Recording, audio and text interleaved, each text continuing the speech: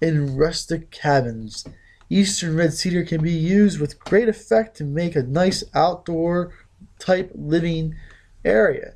They can be used for bedposts and poles for staircases, and it really adds to the character of your landscape, making it more rural and rustic. Eastern red cedar is a plant that's commonly found in the eastern part of the United States. They like to grow anywhere in the eastern United States, including the middle of fields, to the sides of the ditches, to right in the middle of the forest. Typically, in the middle of the field, the tree tends to keep its lower branches, but as you venture further into the woods with less light, they usually start to lose some of the lower branches. As the tree gets older, it can become a really nice looking plant, and it can become a majestic large tree as well. The larger the tree, the more lumber you can get out of it. The eastern red cedar is a great choice for most landscapes. If you need any, we most certainly have a lot of them available for you to pick up. Yeah, yeah, that's cedar. That's out of the stump, down at the stump part. That's real pretty. That's but I like. My name is Mike. We're at Highland Hill Farm, and this afternoon we're going to be trimming some of these eastern red cedars. We put these guys in the ground last year, and it's the first time we're going to start shearing them.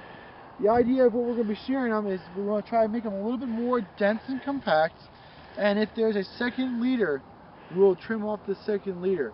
So this is the eastern red cedar. Of course, it's a little bit that color. That's what they are this time of year.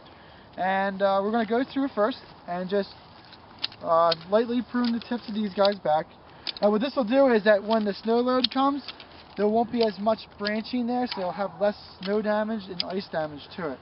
We're just going to take off the top of it a little bit, and we should be good to go on it. There is a little bit of a hole on this side here, but if we trim it down like this, that'll force growth in on that area, and we should be good to go to fill that in. That's all that we really need to do on these guys. It's real simple, real easy. So we'll go on to the next one. Again, it's real simple, real easy. Cut off these guys a little bit. Now, this is a little annoying, so we should get rid of these weeds. But if we just trim the sides of these a little bit, that's sweet, he's stick happy. If we just trim the sides of these a little bit and trim that top, that should force the bottom to grow out a little bit more. So that's a good one. Now this one here, we have a little problem. You can see right off the bat that there's two leaders to it. So we'll take our handy dandy cutters and we'll go down pretty hard. It depends on what you think of it, but I usually cut about there, and that will take care of that leader. Eventually this one will become the main without a problem, no problem whatsoever. And, now if you didn't do that, what would ultimately happen to this bush? Well, it depends on a lot of different things, but I would say for sure that if it had not died, it would have grown up into two of them.